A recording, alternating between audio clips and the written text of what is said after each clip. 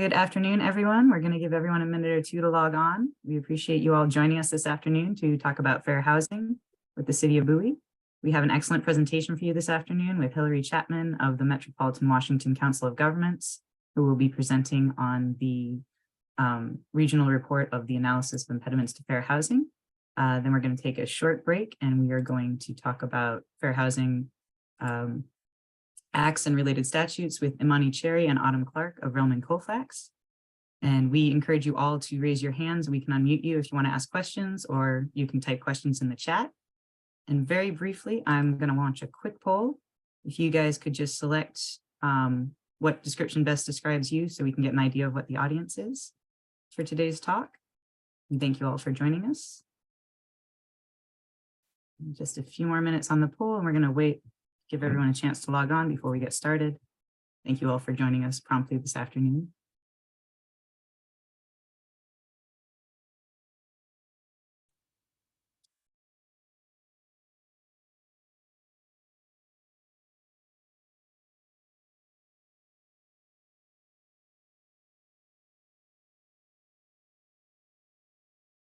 All right, while you guys are still finishing up the poll questions, I'm just going to talk a little bit about the Office of Grant Development and Administration. We maintain a website with fair housing information and resources. If you want to learn more about fair housing, a recording of this presentation will also be posted there, as well as links to additional resources and articles. So feel free to check that out on your own time. Just a little bit about the work that we do for the City of Bowie. We're responsible for all grants that the city receives. We research grant opportunities, apply on behalf of the city. If we're awarded funds, we manage those funds, including the financial reporting and audits. And occasionally we also manage the projects themselves. We also provide housing and homelessness outreach services for the city, and that included pandemic relief programs during 2020 and 2021, including rental assistance and fair food relief. We are also Fair Housing Administration for the city, and we administer the Community Development Block Grant Program for the city, which includes a housing rehabilitation program, a workforce development program for youths age 15 to 25, and this program, our Fair Housing Education Program. You can learn more about the other work we do at cityofbowie.org/grants. Our speakers today are Hillary Chapman, the Housing Program Manager at the Metropolitan Washington Council of Governments, and she finds, supports, and encourages solutions for the region's shared housing affordability and homelessness challenges, including coordinating efforts for the recently released regional analysis of fair housing, impediments to fair housing choice, which she'll be presenting on today. We also have Imani Cherry, who is an attorney at Relman Colfax, practices in the civil rights counseling groups where she advises banks, mortgage servicers, and other financial institutions on best practices for complying with fair lending laws. And also Autumn Clark, who is also with Relman Colfax and practices again in the civil rights counseling group, again advising financial institutions, tech companies, and other entities on compliance and best practices for civil rights. Again, if you have any questions at any time during the presentation, please type them in the chat or raise your hand. I'm going to turn it over to Mr. Jesse Buggs to give a short introduction. And we'll start with Ms. Hillary Chapman's presentations. Thank you, Kay. Good afternoon, everyone, and welcome to the City of Bowie's Fair Housing Symposium. I am pleased to see so many of you who are logged in. We had a number of persons who were scheduled to come on. We're representing a number of our colleagues in housing and fair housing throughout the region, including those with local, state, and county governments. We have representatives from the real estate industry on board, city planners, code enforcement officers, and property management firms. I want to thank our excellent speakers that Kate noted earlier, Imani Cherry and Autumn Clark from Relman Colfax, who are, I've been told, some of the most knowledgeable attorneys in this area in the entire world. And of course, my wonderful colleague, Hillary Chapman from COG, who I've worked with over the years on a number of projects dealing through our illustrious Housing Directors Advisory Committee at COG. So pleased to see all of you. And I want to thank Kay Starr from our staff, who's our fair housing coordinator, as well as wearing about 15 other hats, as we all do in these small governments, and she's responsible for coordinating the program. Let me just say that the challenges of finding and securing decent and affordable housing for many people is as acute today as it was 50 years ago. Housing discrimination exists, and it has taken many different forms over the years. We hope you learn how the Fair Housing Act can and should be used to help you recognize it and work to combat it through the sessions you'll be listening to today. As Kay said, we're here to provide assistance and guidance to those in the city of Bowie. Our counselors who are presenting, as well as Hillary, are part of our regional effort to try to make sure we provide services to help people overcome discrimination of all types. So today we hope that you enjoy the presentations, take away as much information as you can, and when you need us, we're here. With that, I'll turn it over to Kay and our panelists so that they can continue the conversation for the day. Thank you all very much. Thank you, Jesse. And with that, I'm going to turn the screen over to Hillary to start the presentation on the regional analysis of impediments to fair housing choice. Great, thank you, and good afternoon. I'm going to attempt to share my screen. Does this look like it? Can everyone see everyone? Okay, thank you for confirming. Good afternoon again, everyone. And I want to thank the city of Bowie and in particular, Jesse Buggs and K-Star for the opportunity to join you here today and discuss the regional fair housing plan. We appreciate your interest and participation, and in particular that the city has had in developing this plan. So I'm sure, okay, and now there we go, making sure that this advances. I'm sure you're all aware what a fair housing plan is, but I'm sharing this here to give you an overview of how this one is organized. And it's also relevant here given the proposed HUD rulemaking on the new equity plans. And I'll share a little bit more briefly later about how this plan fits within the context of the proposed rule. And I mostly just want to emphasize too here that in the key elements of the plan that you see listed, the approach of the regional team was to ensure that we had a robust community engagement process, as well as a comprehensive data collection and analysis process that relates directly to the proposed actions to remedy those findings. So these are the local governments who comprise the project team, as well as the Public Housing Authority who joined in the process. We also had a strong team of consultant partners. The Lawyers Committee for Civil Rights Under Law is our lead consultant and the author of our draft plan.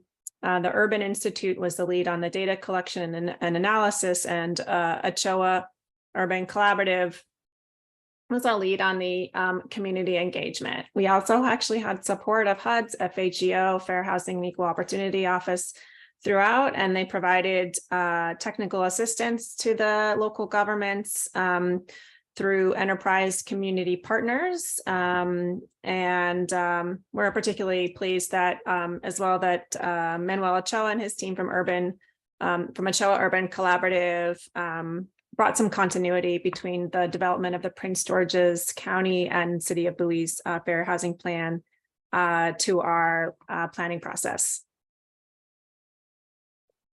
So another key group that's been guiding the regional plans development is the Community Advisory Committee. So the groups you see shown here represent regionally working organizations who serve residents impacted by fair housing choice. And their role has been to provide input to the local governments and serve as a bridge to community throughout this process. So this has been a multi-year planning process, made longer by some of the changes at the federal level during the prior administration. But the consultant team began working with us in earnest in 2021, and the planning process sort of progressed through three key phases. So the three phases that we're in, the final phase that we're in now is in the sort of edits, incorporating edits and comments that came in as part of the public comment process.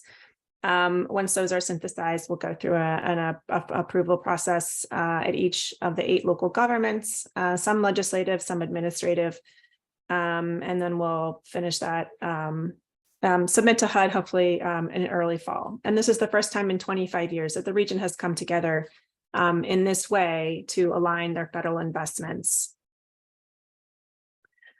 So some of the community findings from the community engagement process are reflected here. This survey results represent feedback from over 2,800 individuals and highlights key issues that in part formed the draft goals and strategies.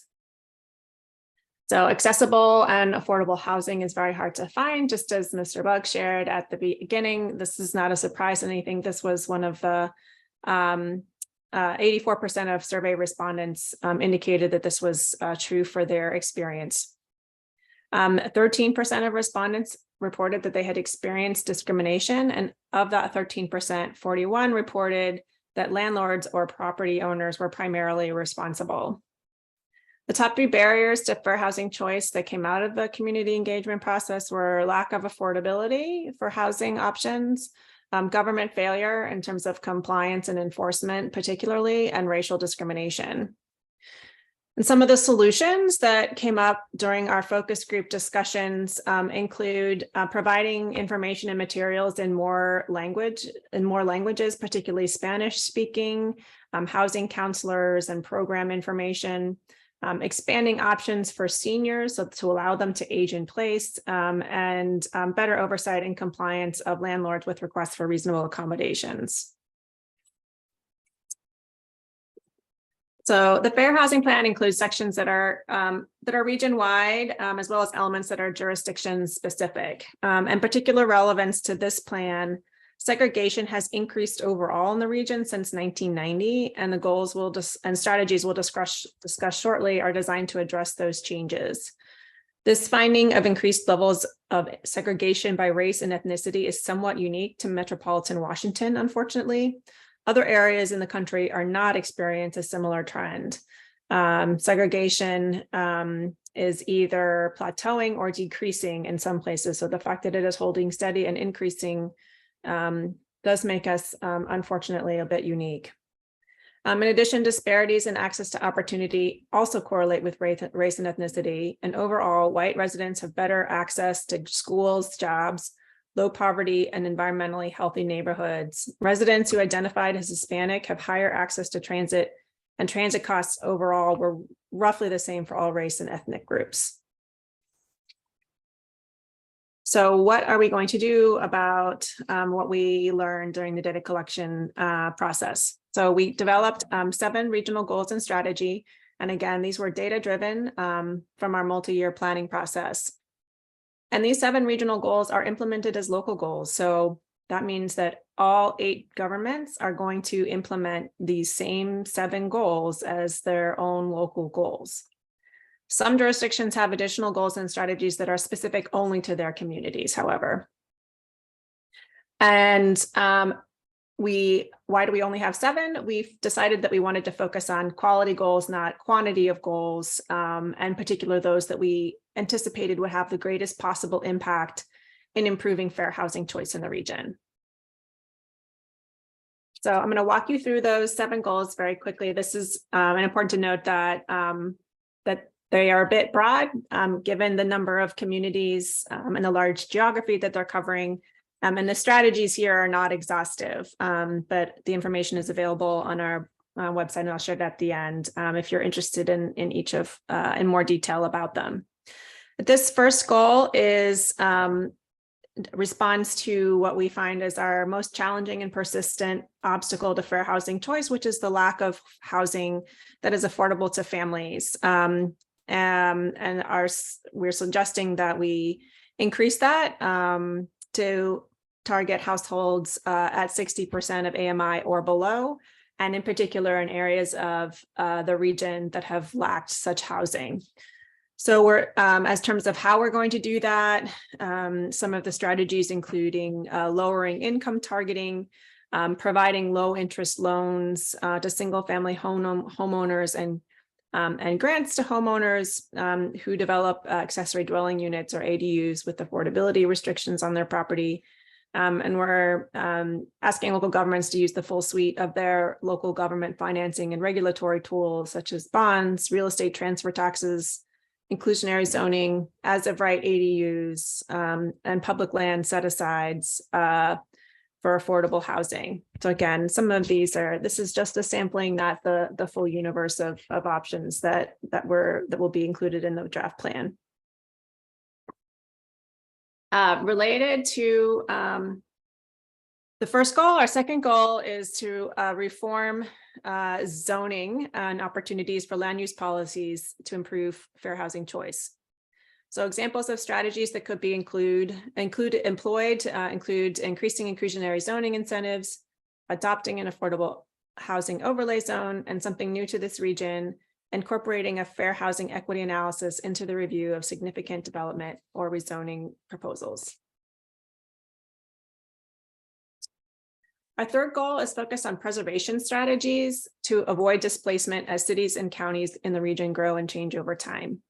Strategies that the region could consider adopting include tracking developments with expiring subsidy contracts and prioritizing resources for the preservation of that housing. The second strategy applies in terms of right of refusal for manufactured home parks, applies primarily to Fairfax and Montgomery counties regarding allowing a first right of refusal for owners to purchase their properties. Draft goal number 4 is designed to increase homeownership opportunities by members of protected classes and reduce inequities and discriminatory practices that limit homeownership.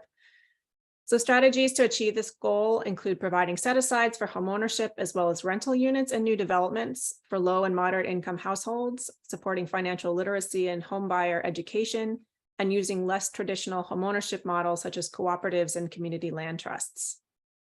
To support current homeowners with protected characteristics, the region should consider increasing funding energy efficiency retrofits to lower utility costs, provide comprehensive foreclosure prevention counseling and legal service referrals. In addition, to address issues of appraisal bias, the region can increase fair housing testing and monitoring of lenders and real estate entities. The local governments can also use local and regional CDFIs or community development financial institutions to specifically support members of protected classes to reduce inequities in mortgage lending. Our fifth goal is designed to protect the housing rights of members of protected classes under the Fair Housing Act. Strategies include reducing barriers to accessing rental housing, piloting a right to counsel program for landlord-tenant proceedings, and last but not least, a recommendation that is strongly supported by the Community Advisory Committee, expanding and increasing support for fair housing outreach, education, and enforcement. During meetings with advisory committee members, this came up repeatedly as an important strategy for each participating jurisdiction to consider how to engage in this work more meaningfully in the future. Draft Regional Goal 6 focuses on the need to reduce barriers for persons with disabilities, one of the most common sources of fair housing complaints, not only in this region, but nationwide. Strategies to increase community integration include the following key actions: increasing the amount of permanent supportive housing units developed through prioritizing CDBG and home funds, as well as negotiations for project-based voucher contracts, and advocating with housing authorities to adopt admissions preferences for individuals with disabilities who are institutionalized or at risk of institutionalization. Draft Goal 6 also addresses persons with disabilities, but from the perspective of reducing discrimination, such as including some of these, including advocating for new multifamily developments with public funds to have at least 10% of units accessible to persons with mobility disabilities, and at least 4% accessible for persons with hearing and or visual disabilities. And last but not least, our Draft Goal 7 is designed to improve access to housing in neighborhoods of opportunity by expanding and improving public transportation options for members of protected classes. Strategies include providing free bus transportation to lower income households and making recommendations to improve and expand bus routes, particularly across jurisdictional borders, to facilitate access to job centers for people in protected classes. In terms of what's happening here, where we are in the process, I want to share a few key takeaways as well as next steps.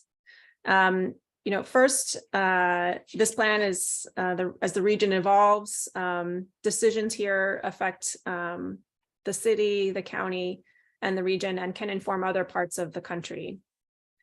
And also one thing I'd like to emphasize is that coordinated regional action here is designed to improve local outcomes. No one jurisdiction can end discrimination or reverse decades-old patterns of segregation, residential segregation on its own. And third, how does this plan compare to the proposed HUD equity plans?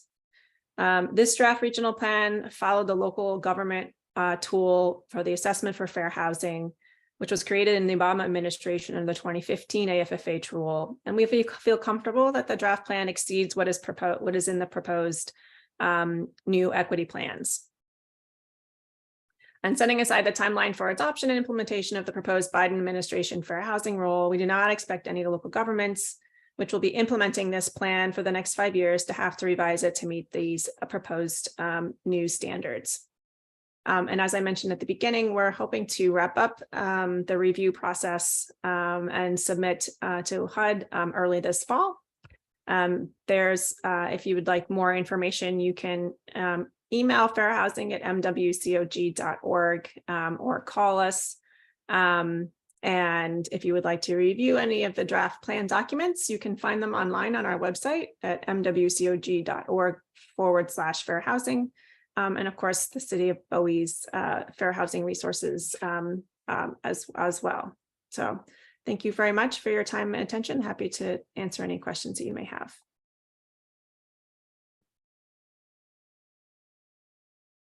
Okay, we're just going to pause for a minute to see if anyone has questions. Thank you so much for that thorough presentation, Hillary. Given where we are with time, we were going to roll right into the next presentation with Roman Colfax. So just pausing for a minute for any questions. And as always, you can reach out to the grants office, or you can reach out to Hillary with questions about the fair housing impediments to fair housing regional plan. We also have a link to it on the City of Bowie Fair Housing website, so you can find it from there as well. All right, I'm going to interrupt for 1 minute. Hillary, can you just tell them why you're doing this this study or this plan at all? Or is this something required by the federal government? If so, which agency, and how does that relate to the requirements under CDBG and other programs? Absolutely. Thanks for that question, Jesse. Governments are encouraged but not required to complete a regional fair housing plan. Under the prior 2015 AFFH rule, local governments were required to compare their jurisdiction to the region. So there was a requirement for a regional analysis, but it was never required, even under the previous rule, to collaborate with other jurisdictions in that regional analysis. So that makes the metropolitan Washington region unique in its approach because this is a larger geography. Housing markets don't necessarily always neatly correspond with jurisdictional boundaries. So having a larger geography that encompasses more housing markets and better reflects the interconnected nature of the jurisdictions in our region, we felt is a more effective scale at which to address fair housing challenges.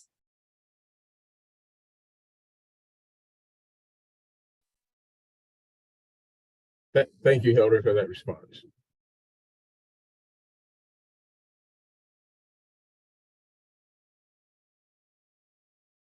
All right. Thank you, everyone.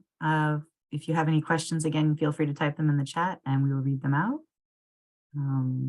Seeing no further input, I'm going to turn it over to Imani Cherry and Autumn Clark of Roman Colfax.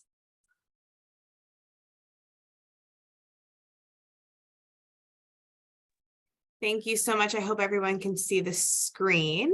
Yep. Great. So again, thank you, Jesse and Kay, for organizing this amazing event. You guys really are encouraging us to really get smart on fair housing, even on our own end. So this has been a really great preparation for this event. We're really excited to talk about the Fair Housing Act today. It's the 55th anniversary. This year's the 55th anniversary of Fair Housing Act. Doing this during Fair Housing Month is really special. As you see on the screen, our theme today is about fair housing, the Fair Housing Act then and now. I think we chose this theme because in order to understand where we're going, how to fix our fair housing issues today, we need to understand where we've been. So I just want to start off with our agenda. First, Autumn, my colleague, will kick off today's discussion with a brief introduction of the historical context on how the Fair Housing Act came about, and then provide some context on why there's still a need for the Fair Housing Act. Secondly, we'll turn to discuss the specific provisions of the Fair Housing Act, more specifically, what the Fair Housing Act prohibits and who it protects. I'm sure many of you understand and may know about the Fair Housing Act, but we really want to get into it with you today. And then show how the Fair Housing Act works in practice, and just talk about some common issues that you should be aware of as you either engage with your real estate practice or work in the fair housing space generally. And then finally, we'll touch on, where we're going, the trends in fair housing justice today, things that are in the headlines, what you should know and what you should keep your ear to the ground on for. So with that, I'll pass it off to Autumn to kick off today's discussion. Hi, everyone. Again, my name is Autumn Clark. I'm with Relman Colfax, and I'm excited to be able to kick off this conversation about the historical context that led to the Fair Housing Act. Full disclosure, there's so much history and there's so many events and factors that led to it, but we're going to provide you with a streamlined overview. So really, it kicks off in 1934. There was a National Housing Act that was passed to create New Deal programs that were designed to provide housing to white middle class and lower middle class families. However, African Americans and other individuals of color were left out of these new suburban communities, and instead they were pushed into urban housing projects. During 1955 to 1975, the US was engaged in the Vietnam War. Amongst the war's casualties were largely young, poor Black and Hispanic soldiers whose families could not buy or rent homes in their neighborhoods due to race or national origin. Throughout the 60s, we saw hundreds of race riots across the country in cities like Detroit, Montgomery, Newark, Chicago, which also increased pressure to further and address housing inequality.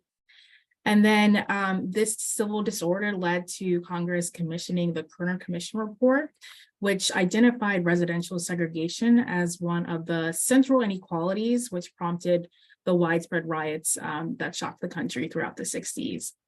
But the key and the nail that put everything all together was the assassination of Reverend Dr. Martin Luther King Jr. Dr. King's name had been tied to the fair housing movement. He led housing marches in Chicago. And after his assassination, the country again erupted into nationwide riots. So just 7 days after MLK was assassinated, President Lyndon B. Johnson signed the act. And it was codified as like the first federal law under Title VIII that would really address fair housing issues. So that's just a backdrop of the key historical events that led to the Fair Housing Act, but there are some undertones that we're going to get into. And these primary causes include racially restrictive covenants, discriminatory racial zoning, redlining, geographic barriers, and then governmental housing discrimination as well. So let's look at a couple of these. And we have a video that illustrates redlining in particular.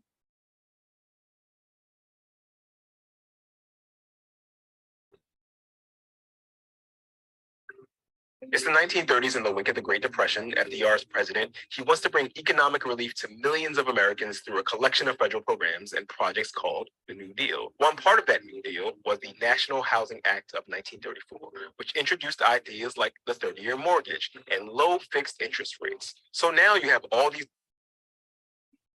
lower income people who can afford homes. But how do you make sure they don't default on their new mortgages? Enter the Homeowners Loan Corporation. The HOLC created residential security maps, and these maps, they're where the term redlining comes from.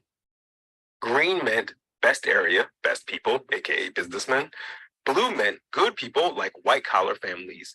Yellow meant a declining area with working class families. And red meant detrimental influences, hazardous, like foreign-born people, low-class whites, and most significantly, Negroes. Again and again on these HOLC maps, one of the most consistent criteria for red line neighborhoods is the presence of Black and brown people. Let's be clear, studies show that people who lived in redlined areas were not necessarily more likely to default on their mortgages, but redlining made it difficult, if not impossible, to buy or refinance. So landlords abandon their properties, city services become unreliable, in most places, crime increases, and property values drop. All of these conditions fester for 30 years as white people flee to the brand new suburbs popping up all over the country. Many of those suburbs institute rules called covenants that explicitly forbid selling homes to Black people. And all of this was perfectly legal. Now it's 1968 and MLK. And redlining wasn't the only thing that contributed to residential segregation. Geographic barriers also played a role. So meaning like government instituted highways and expressway construction that led to the demolition of thousands of urban housing units. So in the image exhibited before you, we're looking at St. Louis, Missouri. The Delmore Boulevard was constructed as a major 4-lane road that runs east to west. If you look to the north of the boulevard, you'll see that it is mostly inhabited by Black residents. And to the south, it's majority inhabited by white residents. However, in the South, home values were valued at around $310,000 on average, and 67% of adults had bachelor's degrees. Meanwhile, in the North, which is majority Black, the home values there are on average $78,000, and only 1 in 20 had college degrees. And not only were geographic barriers a contributing factor to residential segregation, so are racially restrictive covenants. These covenants were made part of property deeds and provided that only whites could use or occupy the restricted property. Once again, federal policy had actually supported these racially restrictive covenants. The FHA, or the Federal Housing Administration, actually drafted a model restrictive covenant for use in home sales that it financed. And these racially restrictive covenants also led to like blockbusting, which is the practice of persuading owners to sell property cheaply because of the fear of people of another ethnic or racial social group would be moving in. And then these individuals that instilled fear would then profit by reselling those homes at a higher price. So ultimately, this term is associated with white flight. And all of these factors contributed to racial segregation in schools as well. And I introduced the idea of neighborhood schools to further segregation along racial lines. But these issues don't just exist today. I mean, these issues don't just exist in the past. Inequality persists today. So if we look at home ownership rates today, as you may know, home ownership is the leading factor to intergenerational wealth. The white home ownership rate is about 74%, which is about 30 points higher than Black home ownership rates and Hispanic home ownership rates. And according to a Brookings Institution report, homes in predominantly Black communities are valued at $48,000 less than predominantly white communities, for a cumulative loss in equity of approximately $156 billion. So that's a huge gap. That's a huge equity shortfall that individuals of those communities are not able to take advantage of. And this also trickles down to cost disparity. So relative to white homeowners, Black homeowners will pay on average $67,000 more for their homes because they pay higher relative mortgage rates, mortgage insurance premiums, and higher property taxes. And some of this is contributed to discriminatory lending practices that encourage cyclical debt and impinge on creditworthiness. And then in 2019, approximately 34% of both Black and Hispanic homebuyers had debt to income ratios at or above 45%, compared with 20% of white home buyers. Part of the reason for this is that minorities don't have access to basic banking services, which forces them to rely on alternative financial services like money orders, check cashers, and same-day lenders that often can engage in predatory practices. So now that you have this idea of some of the primary causes and events that led to the Fair Housing Act, let's talk about the Fair Housing Act. So there were three key architects of the Fair Housing Act. We talked about Reverend Dr. Martin Luther King's Jr.'s assassination being a major factor in him leading housing marches across the country. And then Senator Edward Brooke and Senator Walter Mondale were two co-authors of the act as well. Senator Edward Brooke actually stated that one of the Fair Housing Act's purposes was to remedy weak intentions that have led to the federal government's sanctioning of discrimination in housing throughout this nation. Proponents of the law also argue that it was intended not only to expand housing choices for individual Blacks, but also to foster racial integration for the benefit of all Americans.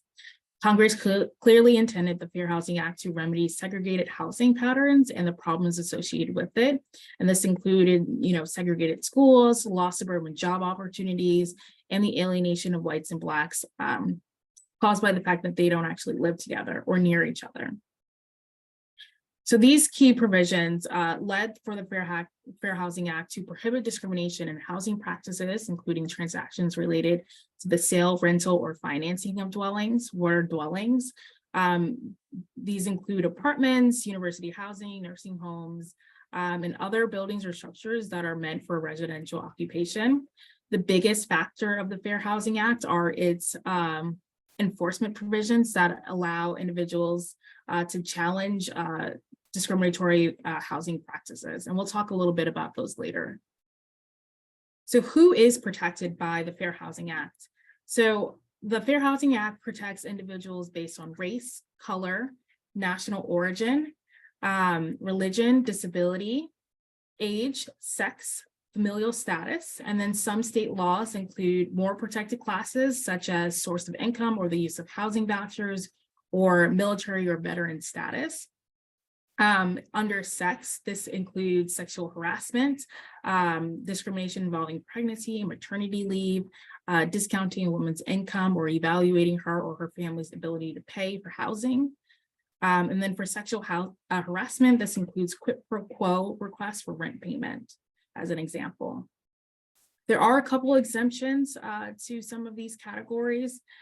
For example, elderly people have a carve out under the Fair Housing Act because the architects did not want to unfairly limit the housing choices for elderly people. So there is an exemption for housing older persons. And we see this today through retirement communities that impose like age restrictions. And then another exemption is for individuals with disabilities. The act provides that accommodations may be given to individuals with disabilities, and these include like special privileges that others may not have access to. And today we see that through reserved parking spaces, waiving certain rules, allowing service animals, even if the building has a no pet policy. Outside of these enumerated categories, there's a distinction for proxies that can stand in for some of those categories, and these include like someone's last name, language, religious attire, ancestry, and socioeconomic status. Now let's talk about some of the key provisions of the Act. So overall, Section 3604 prohibits discrimination in housing. This can be, and also includes a catch-all phrase, which can be read to include virtually every practice that limits housing opportunities in any way. These include like terms and conditions of a contract, advertisement, notices, and statements. Section 3605 talks about prohibiting discrimination in the financing of housing and other residential real estate related transactions. So this applies to home loans, other financial assistance for loans, selling, brokering, or appraising residential property. And we'll talk about, discriminatory appraisals later on in this presentation. Section 3606 prohibits discrimination with respect to membership or participation in multiple listing and other brokerage services. So what this looks like is, a local real estate board is prohibited from denying membership to a minority broker or refusing that person access to multiple listing services on account of race. This also requires that minority home seekers be given full and equal treatment by real estate brokers and salespersons.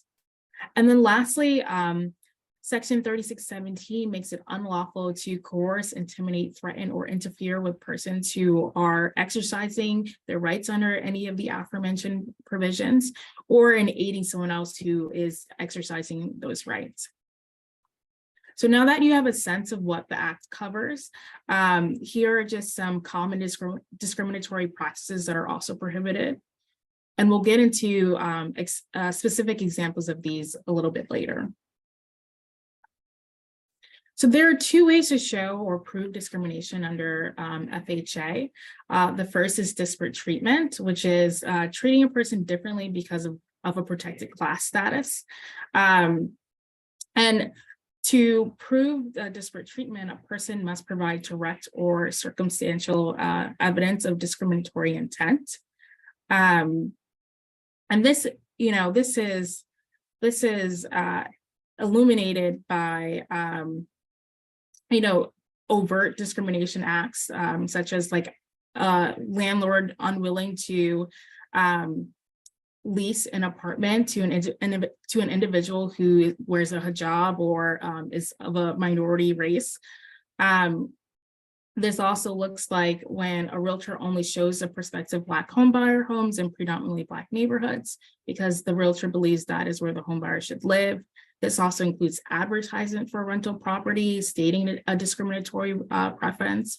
The FHA prohibits requiring higher security deposit for families with children or individuals who have service animals. So these are just a handful of examples of how, what disparate treatment looks like under the FHA. And then my colleague will talk about what disparate impact looks like. Thanks, Autumn. And I see that there's some folks in the chat. Just feel free to drop any kind of questions in the chat you may have. This can be sometimes a little bit dense, but I just want to make sure you guys are engaged. So the next category and the type of discrimination that can be brought under the Fair Housing Act is called disparate impact. And this here is just an example of, some disparate treatment issues, but disparate impact is a little bit more subtle. And disparate impact really means unintentional discrimination. So as Autumn was speaking before, disparate treatment really deals with the intentional type of discrimination, but this really deals with folks who may not understand that they're discriminating, but nevertheless are discriminating. So unlike disparate treatment, this theory doesn't really require any proof of intent to discriminate or even the consideration of one of those enumerated protected classes at all. All you need to show is that there's a disproportionate impact on a protected class. So really all this theory is about removing unintentional barriers that have a negative effect on access to housing. So how do you do that? How do you show that there are barriers that are unintentional? And we use something called the effects test. And this is established by the Fair Housing Act and reaffirmed recently by this case called Inclusive Communities back in 2015. And there are really three components to this test that are really key to understand. First, you have to show that there's an unintentional barrier that has a negative impact on a particular group or groups. In practice, this really looks like a neutral policy or practice. What does neutral mean? It means that even though a policy or practice doesn't explicitly intend to prohibit or harm a protected class, or specifically say, hey, we don't want Black people in this building, for example, this policy or practice nevertheless negatively harms that group. So the second thing that you would need to set up is how the policy and practice meets a legitimate business reason. So say we have a defendant who's being sued under this theory, they would show that, well, yeah, like there is a disproportionate harm that occurs. However, we have a really good reason for doing it. And it's necessary to achieve a valid interest. And then once they show that, the plaintiff or whomever, you can rebut that and say, hey, yeah, you might have a real good business reason for this, but there is another alternative that could be less discriminatory and causes less impact or can eliminate the impact at all. So this is a really key theory because a lot of discrimination today does deal with, yes, intentional discrimination, and sometimes it's very blunt in your face. There's other things behind the scenes, policies that are unintended that may result in harming a group of people. And we want to make sure that we can also protect against that as well. There are also some other related anti-discrimination laws that interact quite frequently with the Fair Housing Act. There are many different types of claims covered here that intersect with the Fair Housing Act. And some of these laws can even expand upon the protections of the Fair Housing Act in certain contexts. Autumn spoke earlier about state law. I'm starting at the bottom. State law, they include Fair Housing Act provisions, but they can also expand upon them and expand the protected classes under those laws. And then you have other federal laws. The first one is the Equal Credit Opportunity Act. And that act essentially prohibits discrimination in credit transactions, including home loans. Every time I think of this law, I think about the 2008 crisis, the subprime loan crisis. This law is exactly intended to protect against those type of predatory lending practices. The second one is, the second and third ones is Section 1981 and 1982 of the Civil Rights Act of 1866. Section 1981 prohibits discrimination in the making and enforcement of contracts. And Section 1982 protects the property rights of all citizens, so they're able to have the exact rights across the board in accessing property that white citizens have.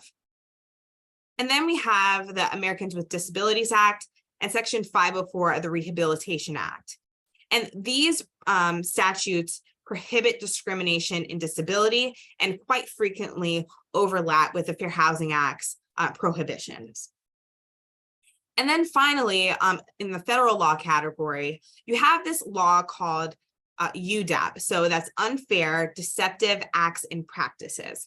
Now, this law is not typically seen as an anti-discrimination law in the past, but recently, the Consumer Financial Protection Bureau, the CFPB, they've interpreted this law to cover discriminatory acts and practices that happen to be and consider them to be unfair.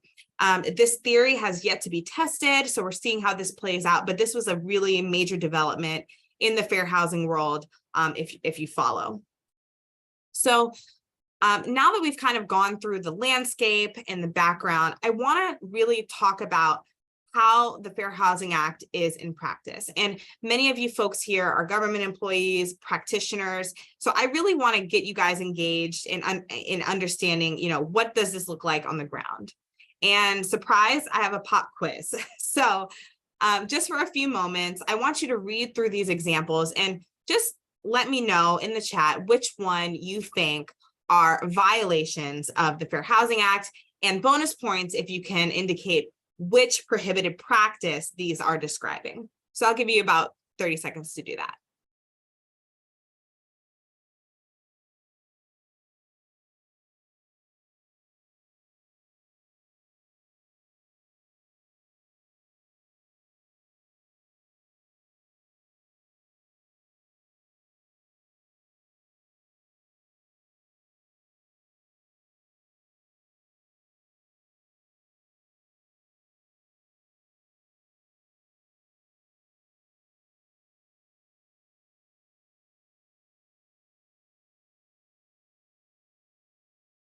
All right, I'm seeing a few answers come in. Again, bonus points if you can tell me what kind of practice this is. I'm going to tell you in a sec, but just for the fun of it. Okay, you guys are really smart. I'm seeing some really good answers here. And drum roll, the answer is E, all of the above. These are all examples of steering, racial discriminatory steering. Steering is prohibited by Section 304 of the Fair Housing Act, and it's the act of directing applicants to certain areas or developments or even lending products for those who are lenders because of someone's protected class status. The act of steering is prohibited across the board, from realtors to housing providers, property management firms, lenders, and the like. And it's really important to understand, the actions that you guys read through that constitute discrimination in this area. And this is one of those issues that have happened in the past, but they're still persisting today. And it's really important to understand what you can and cannot do. And I'm going to talk about a few other issues that are going to commonly arise most likely in your practice. And another major one of these that Hillary mentioned earlier is disability. One major issue is how can disabled folk access housing in a fair and equitable way. Disability cases, we've seen account for the largest number of fair housing cases and complaints. And one main reason for that is that these cases are much easier to detect. Almost all major provisions of the Fair Housing Act prohibit disability discrimination. And these types of prohibited practices can arise in various contexts. So for example, you have issues with lack of interpreters. So for example, not providing ASL language interpreters at closing for a real estate loan, or in your rental office, for example, if they need it. Other general communications and services can be implicated by this too. So for example, your website, if you don't have an accessible website, that can also potentially be implicated here. Another big one is the denial of reasonable accommodation requests and modification requests, like asking for a first floor apartment, for example, or asking for a designated parking space in your apartment complex. Hillary also mentioned this, and we agree that this is a really important issue that's key to address. And then particularly relevant to this forum here is exclusionary zoning. For example, group homes. And I want to give a really close example for us is that our firm recently litigated this case called Gilead Community Services v. Town of Cromwell, Connecticut. We asserted both Fair Housing Act claims, ADA claims, and state law claims. And this case really involved the town's discrimination against a group home with men for mental disabilities. And this was very recent, and you'd be very surprised how many of the people in that neighborhood acted in this situation, but more particularly how the discriminatory actions of town officials impacted these folks' ability to have safe and secure housing. Some of the actions were misusing their authority by threatening the group home's funding and revoking that from the state of Connecticut. They issued cease and desist orders and wrongfully denied Gilead a local property tax exemption that's available for them like nonprofit entities. There were many other actions here, but this is just a number that I want to highlight. But more importantly, I just want to highlight that this is an expensive bill that they had to foot. In all, we won our case, and it resulted in a $5.2 million jury verdict. So discrimination, not only is it bad, but it just has real cost for a town like Cromwell. And it's important to make sure that you stamp out any kind of overt acts of discrimination as you can. Also, I kind of want to note, we said earlier that state and local laws can expand upon some of these protected classes. And a lot of them prohibit source of income claims. So a lot of these claims often intersect with disability discrimination claims, mainly around verifying income and using disability related sources and income in order to verify that income for obtaining housing.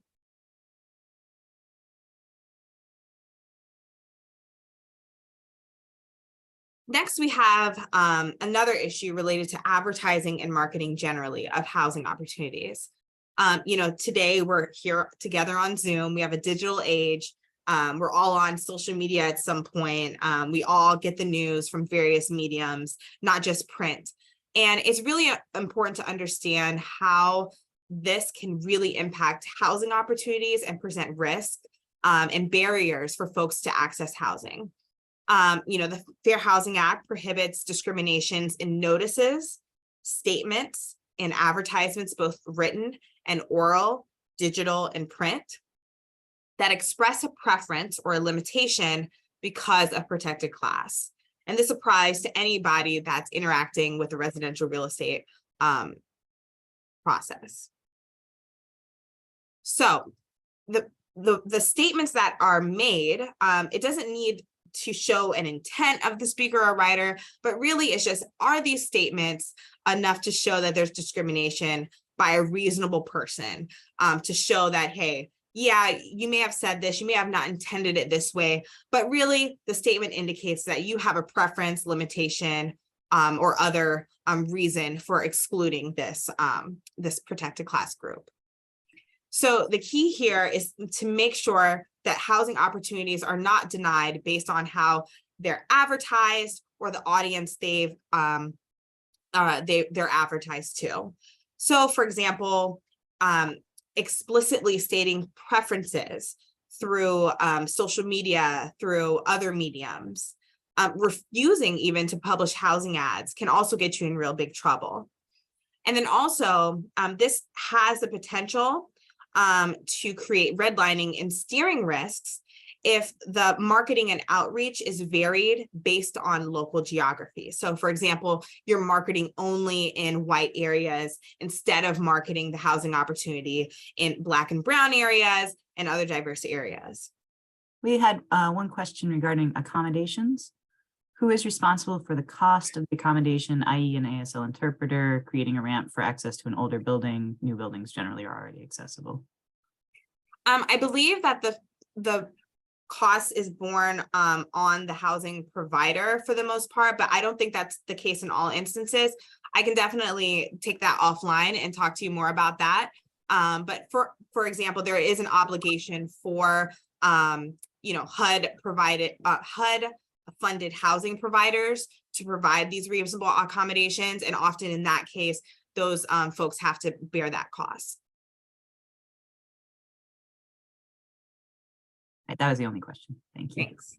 No, I appreciate that. And feel free to interrupt me as I go through this. There's a lot of information here. I want to talk a little bit about just a key exception, and that is affirmative marketing. This is like the way that you're able to bring more people and expand the applicant pool to ensure that folks have housing. So this is a key exception that's permitted by the Fair Housing Act, and you're permitted to take protected class conscious efforts to expand that pool to make sure folks have housing.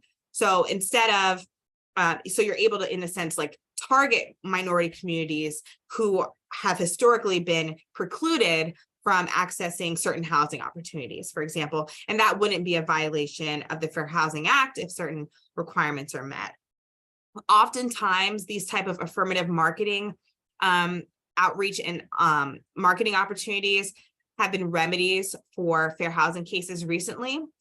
For example, there was a recent settlement with Cadence Bank regarding discriminatory redlining of Black and Hispanic neighborhoods in Houston. And the settlement required the bank to spend at least $625,000 for affirmative advertising and outreach in Black and brown Hispanic communities to ensure that they were informed of opportunities of housing. Another thing that, and I'm riffing off of Hillary's presentation here, I feel, but we have the same mind, like language access is a big deal. And the survey that we saw earlier mentioned that having, interpreters and other language access is really important to folks. And we agree. The Fair Housing Act has some considerations that relate to language in which housing opportunities are communicated. And just a quick statistic, over 25 million Americans speak a language other than English, and oftentimes that language is Spanish. These speakers, we refer to them here in the fair housing world as limited English proficiency persons, or LEP. The Fair Housing Act generally applies to, all aspects of a person's ability to read, write, and speak English. There have been some challenges based off of these abilities because often these abilities can be seen as a proxy for national origin discrimination. And, recall proxy is essentially a stand-in for a protected class, and language is often used as a stand-in for national origin discrimination. So, for example, telling a family that they have to speak English if they want to live into an apartment complex, refusing to provide language assistance for housing seekers who ask, refusing even to translate documents in some instances. These acts can have both disparate treatment or intentional discrimination impact, and also disparate impact and unintentional discrimination. And like I said earlier, not only are HUD-assisted housing providers have a duty to help disabled folks, they also have a duty to help LEP persons as well. Failure to do so may result with certain violations, not only of the Fair Housing Act, but of key anti-discrimination laws that we discussed earlier. I will say that this area is still is still developing, and there's still folks discussing the contours of this, but I've kind of given you the high level basics of what's prohibited in this area. We also have a comment from the chat that Prince George's County has a language access program, and if any person contacts the county for any service, language access services will be provided, which applies to all county services. So thank you for that. Of course, and that's a great point. Like, in addition to housing providers, you do have government services, which often come in handy for a lot of these issues. The next thing I want to address can be a little bit triggering and intimidating. So I just want to pause here and just say, if anyone wants to mute on this portion of the presentation, please feel free, and then I'll drop in the chat when you can jump back on. I want to talk, particularly about interference with housing with respect to coercion, intimidation, and interference with a person's housing choice. This is covered by Section 3617 of the Fair Housing Act. And I want to talk about a few instances and examples showing how this has played out, not only in the past, but can play out even today. One of the instances in this well-known case called Stackhouse v. DeSitter, it happened in 1983. And this was race intimidation, where a white resident vandalized and burned a Black resident's car to force them out of their neighborhood. This is a crazy and an extremely intimidating event. Obviously, that person lost their case, but this is one example of intimidation based on race. Another example is associated with religious discrimination. There's a case where a condo association had a policy that forced Jewish residents to remove their mezuzot from their doorposts. And they ended up, again, once losing their case, but this is another instance where religious discrimination could be pulled in here. And then finally, I want to talk a little bit about sex discrimination claims, particularly regarding sexual harassment and domestic violence and resulting retaliation. In 2017, the Department of Justice found that there was a landlord who violated the Fair Housing Act when he offered to excuse late fees, unpaid loan obligations in exchange for sexual favors. When the woman refused, multiple women refused, he retaliated by taking adverse credit actions against them. Another case involved a plaintiff who experienced domestic abuse. The plaintiff wanted to terminate her lease because her abuser was stalking her and knew where she lived. The housing provider refused to let her terminate her lease early because it had an early termination clause. The court held in this case that the plaintiff stated a valid claim and that provision had a desperate impact on victims of domestic violence, who were primarily women. And really, I want to show you this is because, unfortunately, these cases don't just happen in the past. They happen more often than you think. And it's really important to bring notice to these, bring awareness to this, and do our part to protect against this harm. We have another question from the chat. Does not LEP apply to, in parentheses only, federal funded programs under Title VI of the Civil Rights Act of 1964? I guess the question is that LEP only applies to federally funded programs. I don't think so. I think mainly they do, probably mainly more enforced under federal programs, but I think another consideration, I think a private plaintiff could also bring some of these cases.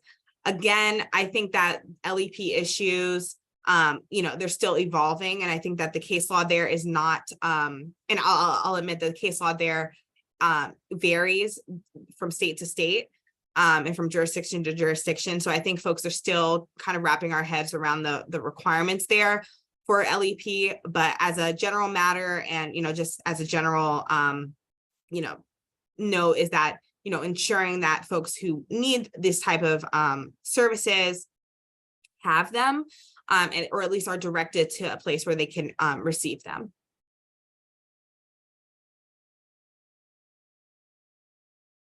All right, I just put in the chat to please join for those who have muted, and then we're going to move on to our last section here. Sorry, we had one more question. Sure. This is similar. Does the Fair Housing Act provide any protections for persons with a history of arrest or convictions? Oh, that's a complicated question. Yes, it does. But that is a question that we're working through now, I think. There are specific protections in terms of tenant screenings. And I'll talk about that a little bit later in this section. Obviously, you're not, there's a high correlation of, criminal backgrounds, folks who have criminal convictions, and race discrimination. It can often be used as a proxy for race discrimination. I think that topic, I could do a whole presentation on that. I think that topic really kind of cuts a few ways. Overall, I don't think you can discriminate against someone because of their criminal conviction, but I think there's other factors that folks do take into account when considering, it's different if there's a, criminal arrest records versus criminal convictions versus, folks who've had their criminal records expunged, et cetera. So it's a very complicated and nuanced question, but important one to consider, and just like pause before you consider, say you're a practitioner, if you're considering taking criminal arrest records, et cetera, into account. Thanks.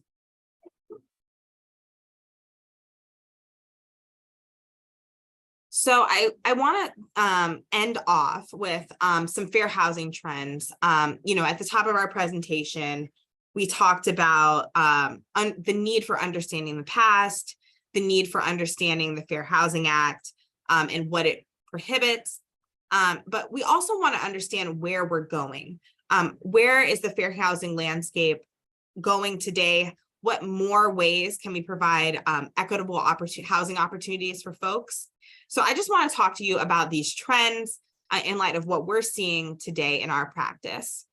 There are many issues today in housing, and oftentimes it impacts access to housing and job opportunities. And the first area that really has an impact to that is appraisal discrimination.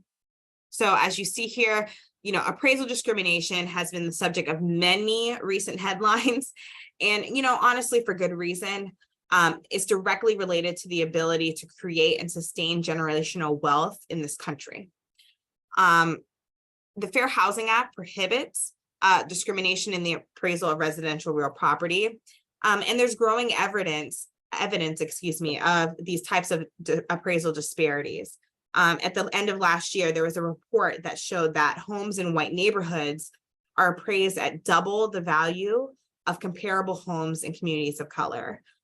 Moreover, racial inequality has resulted in at least 75%, increased at least 75% over the last decade. That's a lot. I just want to say, the racial inequality in these appraised values increasing over 75% is pretty staggering. So if you've been following the appraisal news, you probably heard a few instances of appraisal discrimination in the news. One major case is the Tate Austin case in the Bay Area of California. This is a Black couple who wanted to refinance their home and hired an appraiser who returned a really low valuation compared to other homes in their neighborhood. Then later they asked a friend who was white to stand in for them and hired a second appraiser. And that appraiser was very different, and it resulted in a way higher value than the first appraisal. This case, was ongoing for a few years, but they settled it in the fall for an undisclosed amount. And this shows that, this whitewashing issue you've probably heard about a lot. It shows that it really does have, show these different types of disparities in appraisals. Our firm is also involved in this work.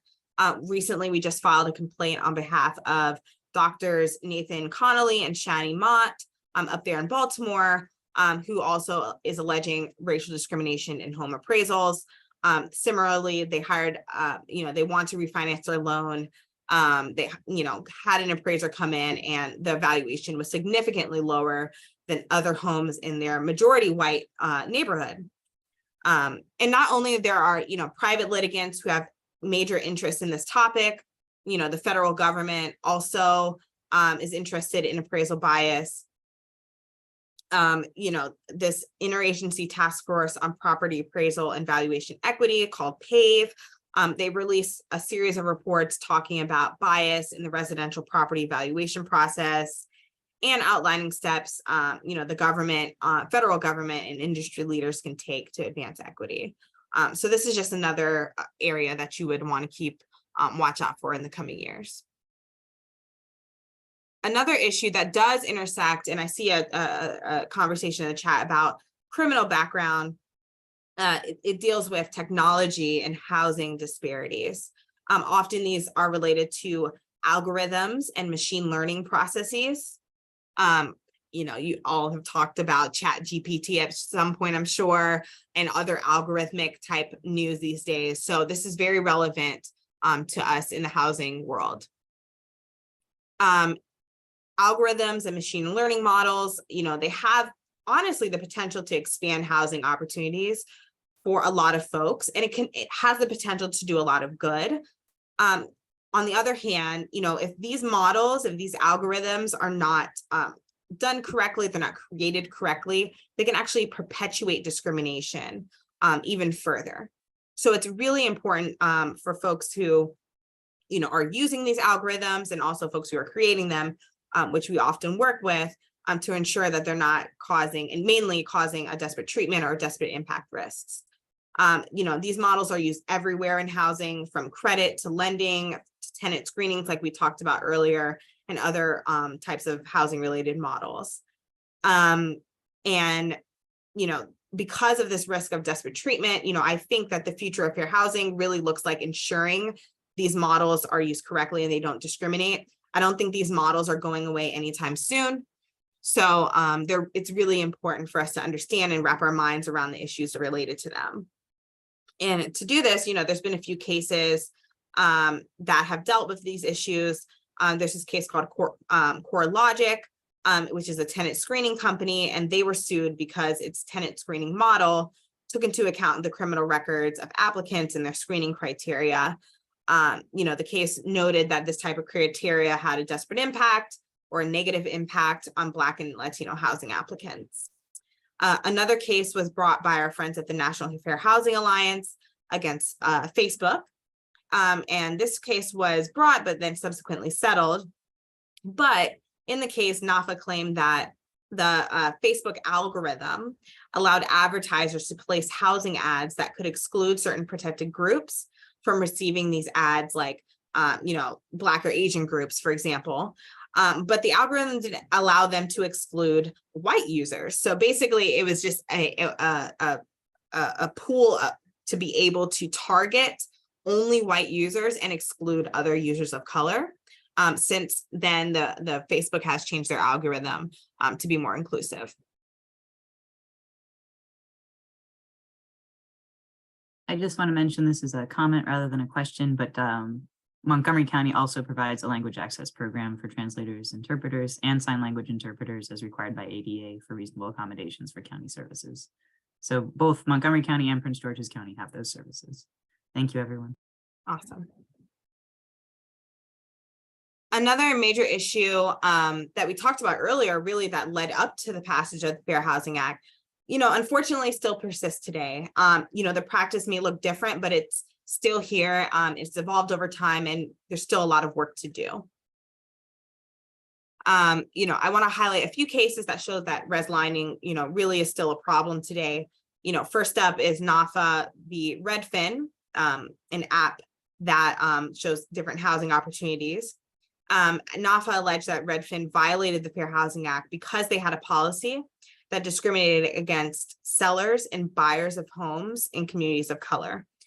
This policy was called the minimum home price policy, and it was alleged to limit and deny services for homes priced under certain values, which they claimed also perpetuated racial segregation, and among other things. This also shows that there's still, again, an intersection with technology that's kind of a reoccurring theme in the fair housing space today. The DOJ, again, the federal government, is really interested in these redlining issues. They announced in 2021 an initiative to combat redlining. Under the initiative, they settled one of the largest redlining cases in its history against this bank called City National Bank. Really, this, you know, it's $31 million is a lot of money. And I just want to, you know, just reiterate that these claims really have serious consequences, and they're being very actively pursued, not only by our firm, but others. And then finally, I kind of want to end on a positive note. I feel like I've been talking a lot about, you know, just the harm that can be made, you know, today, and the harms that we still see today with respect to fair housing. But there are some new initiatives that are looking to increase access to home ownership. For example, increasing access to credit through a program called Special Purpose Credit Programs. I'm not going to get into too much detail, but I just want to highlight a few things. Special Purpose Credit Programs are actually found in the Equal Credit Opportunity Act. This ECOA provision makes it possible for banks and creditors to reach historically underserved communities for targeted benefits that can increase access to housing. So it's important to note that an equivalent provision like this is not found in the Fair Housing Act explicitly, but recently HUD said that the provision generally does not violate the Fair Housing Act. And just think of this as like an affirmative action plan for credit access for underserved folks. It really does have the potential to address housing affordability issues like we talked about earlier, and increase access to housing. Right now, this is a huge topic among mortgage lenders, and a few of these programs have already launched from, you know, very large institutions like JP Morgan Chase and Bank of America. You know, just putting a note here just to keep out an eye out for these type of programs like this.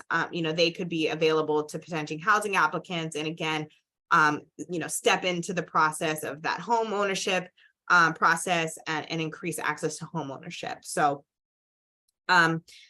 with that, you know, I've kind of reached to the end of my presentation. We have a lot of time. So I'm really happy to answer questions, engage in a discussion if you like. But of course, you know, thank you for having us. Thank you, Jesse and Kay, again, for organizing this. Here's our contact info. You can always reach out to us offline if you have any questions about anything we spoke about today or anything other that's related to fair housing, fair lending, for example.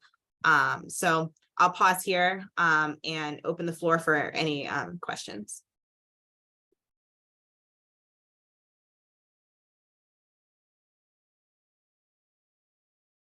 So I also put a link in the chat to our fair housing webpage that the City of Bowie maintains. It includes links and information about regulations at the county and state level, because Prince George's County does have some regulations specific to the county that are in addition to the protections of the state of Maryland and in addition to the federal protections.